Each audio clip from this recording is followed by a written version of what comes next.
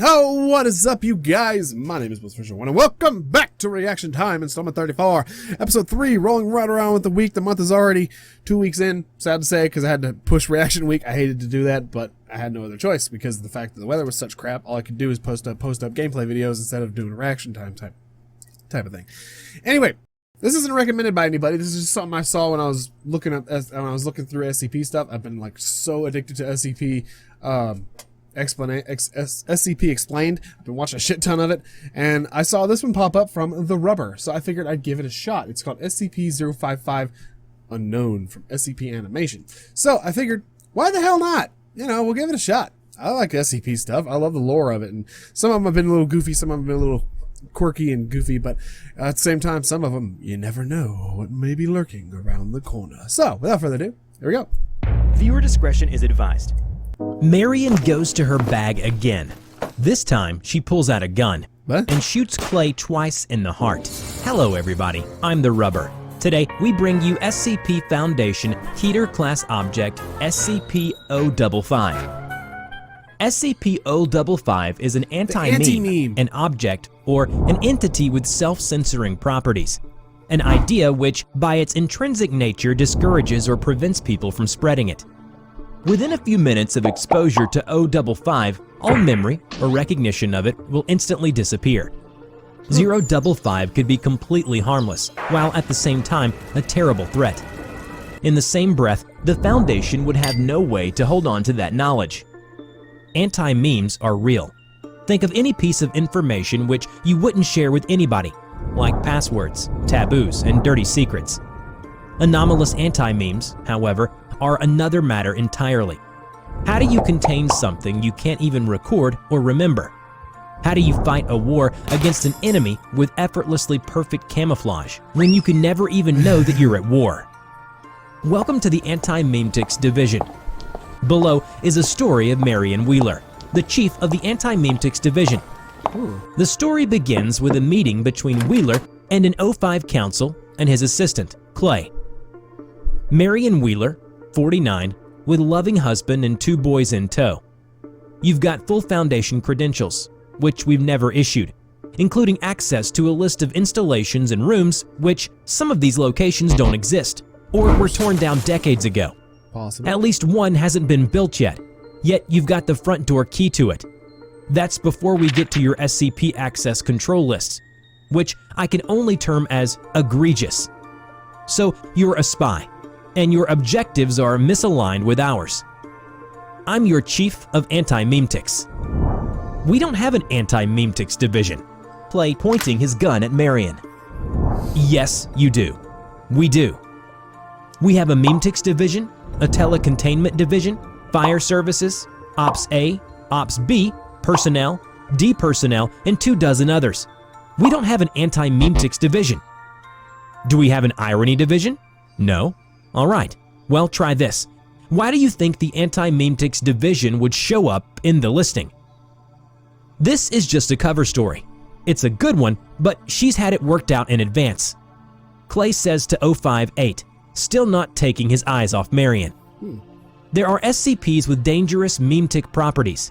There are contagious concepts that have required containment just like any physical threat. They get inside your head and ride your mind to reach other minds, right?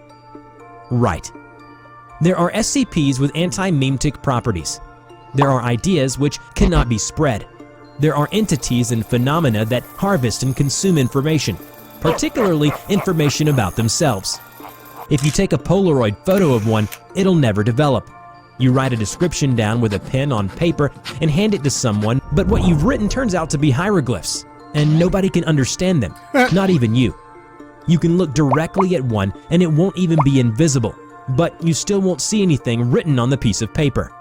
Dreams you can't hold on to, and secrets you can never share, and lies, and living conspiracies. It's a conceptual subculture of ideas consuming other ideas, and sometimes segments of reality. Sometimes people, which makes them a threat. That's all there is to it, really. Anti-memes are dangerous, and we don't understand them. Therefore, they are part of the problem. Hence, my division. We can do the sideways thinking that's needed to combat something which can literally eat your combat training. Name an anti-memtic SCP.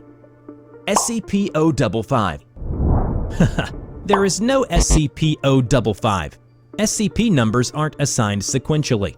There are gaps. That number hasn't been assigned. It's not superstition. We have enough to be concerned about without arbitrary numerological mysticism.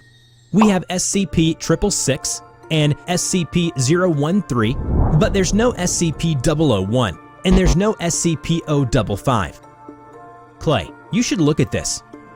He turns his monitor so Clay can see the file that he had just retrieved. Clay bent over and read it from top to bottom.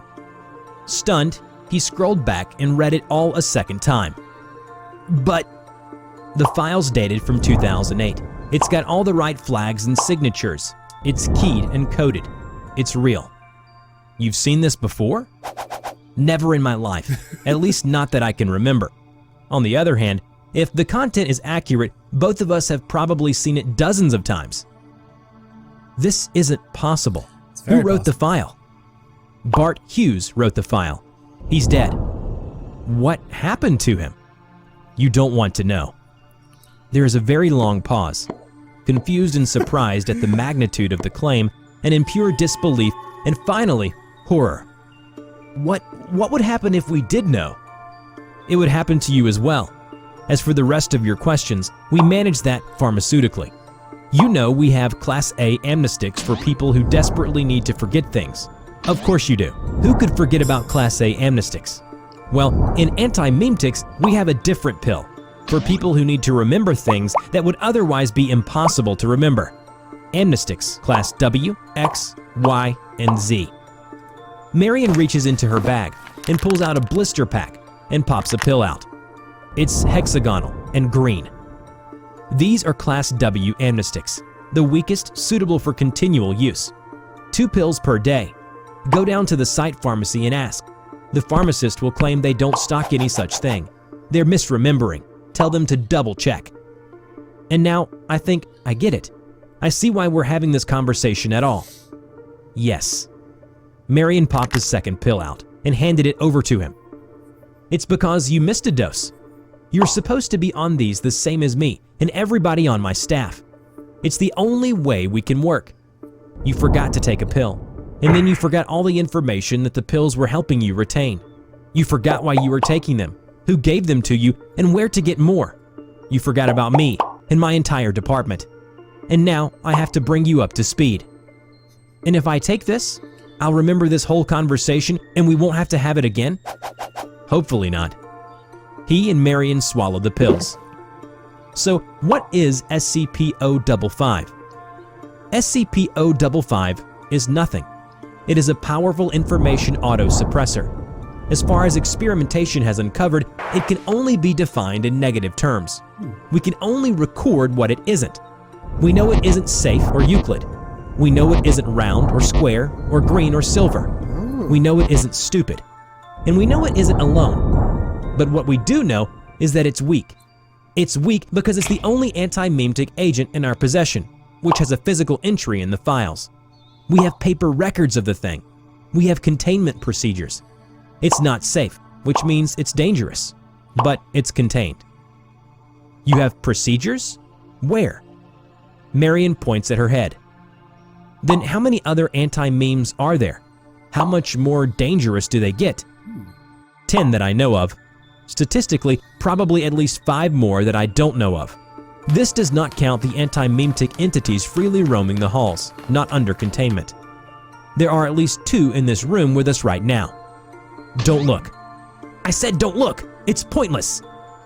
058 does an impressive job of controlling himself, keeping his attention focused on Marion. Clay doesn't fare so well, and quickly sweeps the whole room, but finds nothing. There is an invisible monster that follows me around? It likes to eat my memories. Don't look it up, it's not there. I've learned to manage with it. It's like a demanding pet. Marion goes to her bag again. This time, she pulls out a gun and shoots Clay twice in the heart. How did you know? Marion stands, aims more carefully, and shoots him a third time, this time in the head. How did you know? Because you were supposed to be taking Class W amnestics. You can't skip a dose of Class W amnestics. You can postpone a dose, but you can't forget unless someone actively prevents you from taking it. There's only one person who could get close enough to you to do that. Your assistant. He's an anti-meme. And since when do you have an assistant? You don't have an assistant. Look at this office. It's got one desk. You've got a receptionist outside. She's the one who screens your calls and schedules your meetings. Where does Clay even sit? Is he dead? Maybe. I can put his corpse in our research queue, and we'll see what we can see when we open him up. I don't know what Clay was, but he had a human body, which instantly makes him weird, even by our standards. As ever, the search for stalemate continues. I will let you know if we get any closer. Any side effects of these pills? Nausea and a dramatically increased risk of pancreatic cancer. Oh, and very bad dreams. Remember to check out my new animation channel, TheRubber Talks. That's pretty cool. Huh, that's really interesting. I mean, like I say, I'm a firm believer in possibilities. I believe it's a possibility that a lot of things exist, and there's a possibility that some things that we think exist don't exist. So, I mean, it's a possibility either way. Some people say, well, if I can't see it, it doesn't exist. Well, if I'm behind a wall and you can't physically see me, does that mean I don't exist? If you're just listening to me in the background and you don't physically see the monitor or the TV screen or your phone, does that mean I exist or I don't exist? If what you see makes what your brain think of what is real, that kind of hinders a little bit of your experience in life. At least that's my opinion. I do believe that anything is possible, anything exists. A lot of fables, a lot of legends, and a lot of stories and stuff like that all come from some sort of grain of truth or some sort of research or scientific possibilities. Like I say, I'm not a Scientologist. I'm not completely a religious person. I'm not really religious at all. If anything, you could probably consider me as a pagan or something like that because of my interesting beliefs in religion, which is a completely different story for a different day. We're not going to get into that because I'm not a political channel. I'm not a religious channel. And if you guys want to talk stuff like that, I believe everyone has their own opinions. So, I mean, if you believe a certain way, that's fantastic. Believe whatever you want to believe. If you want to believe in this particular thing, go ahead and believe it. But just don't push it on me, and that's fine by me. Don't push it on someone else. That's fine by me. I watch a lot of TikToks about stuff like that, too, and it's completely true. I mean, a lot of people like to, try and force their religions, their views on people, and that's just wrong. That's something no one should do, and no one should have to face through. I believe in a lot of things. I believe in a lot of interesting things that some other people might look at me like, you're stupid, or you're crazy, or you're a fucking idiot. But again, everyone's entitled to their own opinion. I'll never troll somebody online. I won't downgrade someone's opinion just because it doesn't match up with my own. I take learning anything as... Okay, hi, welcome back. I bumped the fucking microphone, had to reset my Audacity. I don't know why the hell it does that. Anyway, I lost my train of thought, so I'm going to go ahead and end this video here. Thank you guys so much for watching. If you enjoyed the video, feel free to hit the thumbs up button. Always really appreciate it. Hitting that thumbs up button always helps out spread the channel around even more because it helps me get to other people's recommendations and stuff like that. Since the channel's growing bigger, it's growing bigger every day, and it's growing bigger every month. Eventually, we'll be doing this full time, and I'll be able to roll out some really cool ideas that I've had on the fire for a while. So, feel free to keep on trucking, to keep on doing what you wonderful people are doing. I'm thinking about doing a meme review or a meme time type of video. I haven't decided yet. But if you guys give me some suggestions in the comments down below, I can try and pick some stuff out, and maybe we'll do a meme thing. Also, if you have anything else you guys want to see me react to, feel free to put those in the comments down below as well. Just please don't spam it, and please don't be rude about it, because then I either won't do it at all, or it'll get put into YouTube's algorithms. Will put it into a held for review tag on my studio page, and I'll have to, sometimes I don't see those, and after a week of being in there, they get deleted. So I apologize for all that. Anyway, all that being said, thank you guys so much for watching, and as always, I'll see you in the next one. Hey, and peace! What's up?